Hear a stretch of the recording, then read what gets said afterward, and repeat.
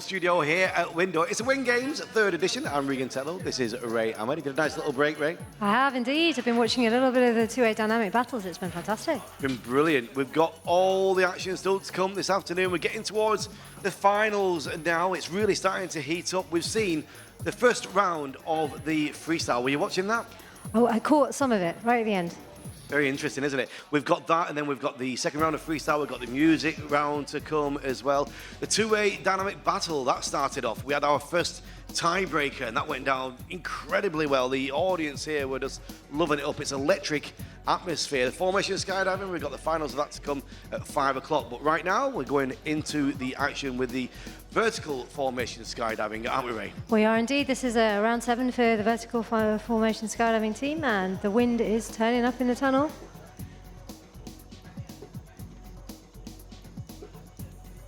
Any news coming from the VFS so far, Ray? What we've seen? The rounds for the scores for round 6 are coming through very slowly at the moment. SDC Core got that round on 29, and Avalon Real Fly Sion got 26, I believe, on that round. So here we go with Vertigo, yet to be scored for round 6.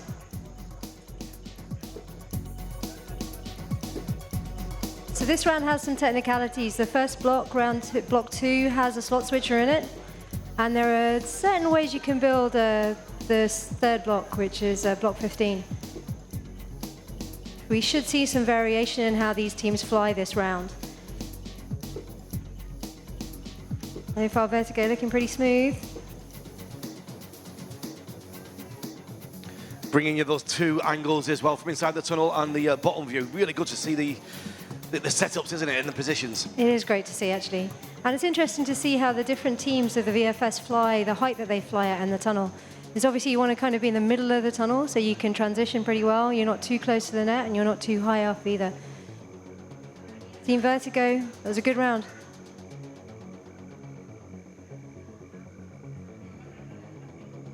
Five teams in the VFS, and we started yesterday in the second day of that. Second day of competition, 2-day event here in Ampura Brava, Spain. It's a 3rd edition of the Win Games. Wind tunnel competition seems to be cropping up everywhere right now, but this is our 3rd event. This should be Team Element, and they got scored on there around round 5. Fortunately, had 3 busts in round 5. They were scored a 12.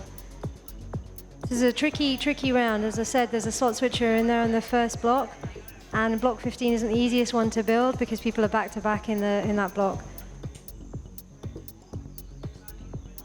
I wonder which camera angle the judges are using. I understand that they're using the bottom camera, the inset camera that you have on the bottom there, because they can see all the grips pretty clearly when they're made. Right. It's been pretty tricky for the judges to judge these, the VFS, mainly because it's going quite quickly. I mean, at the moment, I think the top scoring team, SDC Core, are on something around a 27 average. And for VFS, you can imagine that's pretty hard to keep up with for the judges. It's pretty high scoring and very fast. Because of the angle as well, it's not as easy to judge as it's normal flat flying. Yeah, because you have the transitions as well from head up to head down, so you get feet and hands in the way sometimes of those the judging, so it can be a bit tricky. Well, leading the pack, currently in the lead, as you would expect, SDC Core are going to be our next team, Team 503.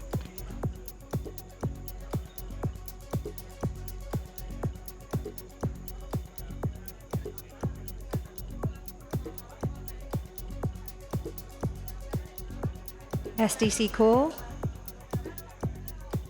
Got the wrong graphic on screen. Should be SDC Core, I think. SDC Core has such a fluid style about them.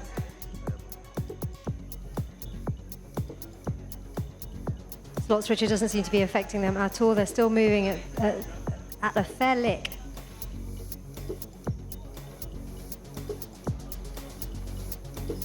I think they can turn 360s on their head faster than I can turn a 360 in belly. Oh, for sure. I think all the VFS moves are far faster than we get on belly. That's amazing. Sure. But they seem to have a little bit more control than I do on my belly. This SDC Core currently the top of the leaderboard, looking like they're running away with it. It's a good round from SDC Core. And a round of applause. Yeah, good round of applause from the people watching. After this, we're going to be going into round 9 of the formation skydiving open and female.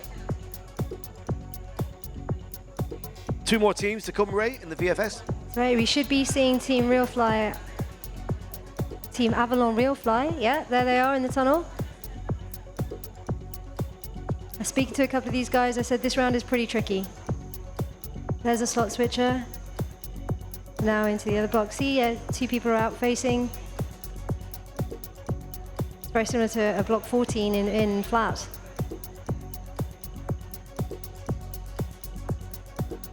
And they're motoring with it. Slot switch isn't affecting them too much. There's experience here in two ex-Team for Speed competitors and the Avalon competitors themselves.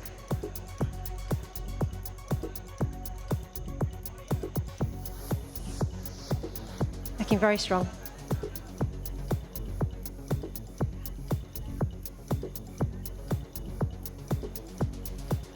Team Avalon, Real Fly Sion.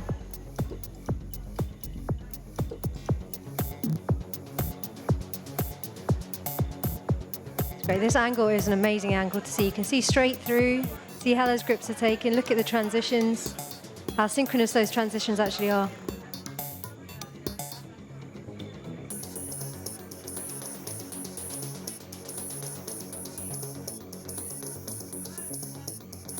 Next in, we have Team Transfert, current indoor champions. I like watching these guys fly. They have very clean lines.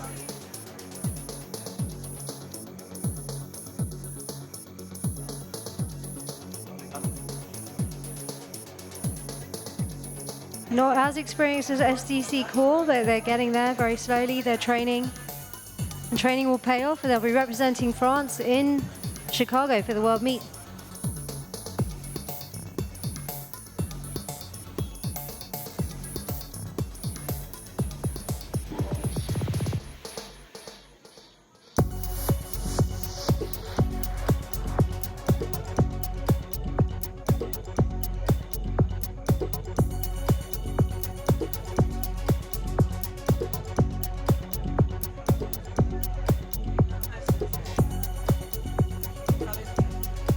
Team Transfer, they're looking very strong.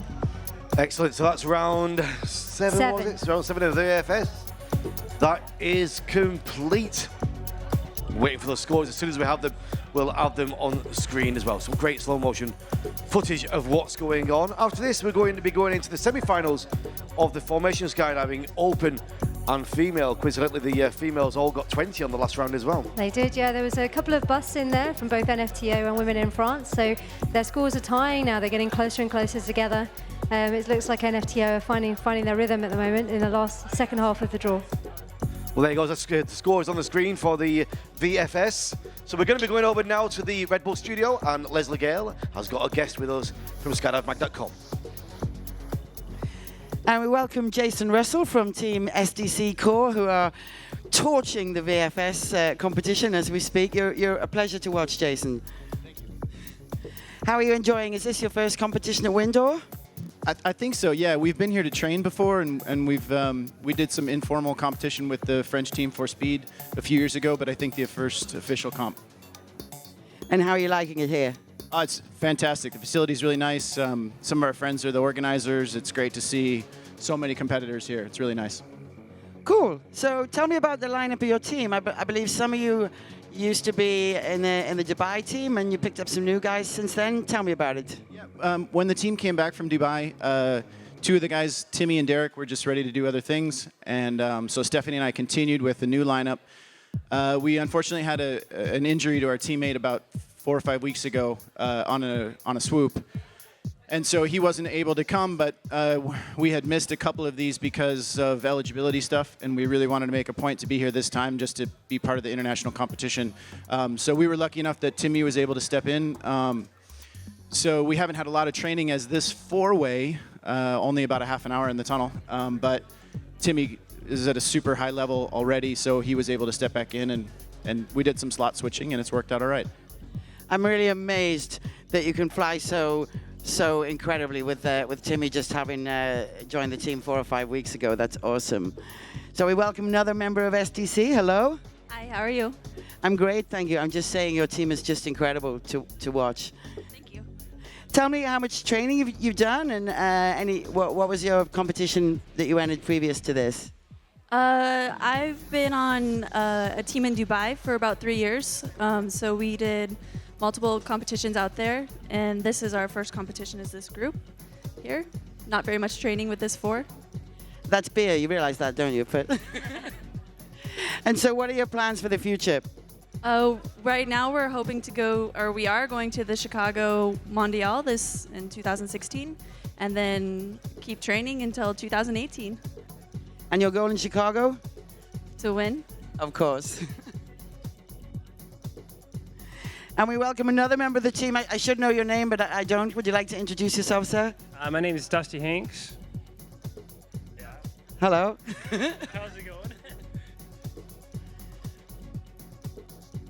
And what do you think of the lineup here, the teams you're competing against? Did you expect to be so far ahead? No, I just wanted to come here and get some experience for the World Meet in Chicago this year. So just stoked to be here and having a lot of fun. Nice. Jason, you were talking about eligibility issues. What were your eligibility issues for competitions? Well, when we were in Dubai, we competed for the UAE. And so by the rules of competition, we have to sit out for a world meet. So we missed the 2014 world meet, which was a bummer. The French team and our team had been competing quite closely. And I know they were about as disappointed as we were that we weren't able to be there. So we had to take a little bit of time off from the competition circuit, at least so we could get back to being a U.S. team. I get that. Yeah, that's one of the things with FAI competitions. The advantage of Tunnel is that we don't have to apply to the same rules. So thank you guys very much, and I wish you a good rest of competition. I can't wait to see you in the air.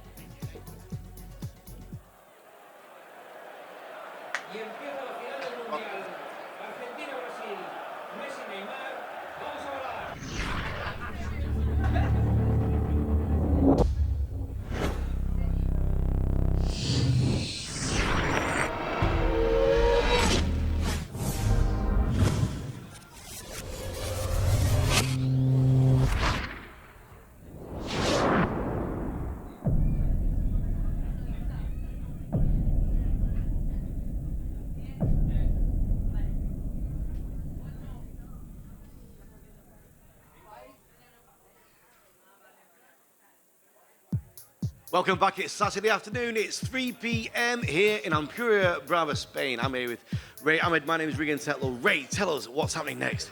We've got round 8, so the semi-finals of the FS for both the women and the open category, and it's hotting up now. We have, round 9. Getting confused. Semi-finals, and it's hotting up. The female category, the top 2 teams, the NFTO women in France, are tying each round at the moment. A couple of busts apiece there as well. So I think NFTO are finding their rhythm now in a competition environment, and should be interesting to see what happens next. We've got the next round is another slot switcher. Yeah. And it's an interesting entrance into the tunnel as well. Block 17 is one of those hoppy ones for the tail. They have to hop over the formation. So we're going to see how it works in the tunnel with the entrance. Should be interesting. On the last round for the females, all 3 teams got 20. That's right. Yeah, and the round before that, 2 of them got 20, 1 got 19. So they're very evenly matched, aren't they? They are. I mean, it's quite a technical draw at this end of the draw. So you don't see too many teams that aren't that experienced to be stretching it out too much. So it's interesting. And again, this is another technical round, and the last round is pretty technical too. So we're going to see some even scores. Well, it's round 9. It's a couple of minutes away. We've got the final at 5 p.m. and still to come 2 more rounds of freestyle, the high-speed round and the music round, and then the final battles in the Dynamic 2-Way here at the home of Dynamic 2-Way. It was done here for the very first time at the first Window Championships 3 years ago. What do you think about this round? How do you think it's going to go? I think it's going to be pretty tight for the less experienced teams, those teams that have just come together. The round should be pretty even scores, there shouldn't be too much discrepancy between them. But again, we'll see when it comes to the open category, like if anybody does anything a little bit different, slightly different engineering, it should be very interesting. Well, thank you very much, Ray. We're going to be giving us all the analysis as it happens, and we're going to the tunnel right now.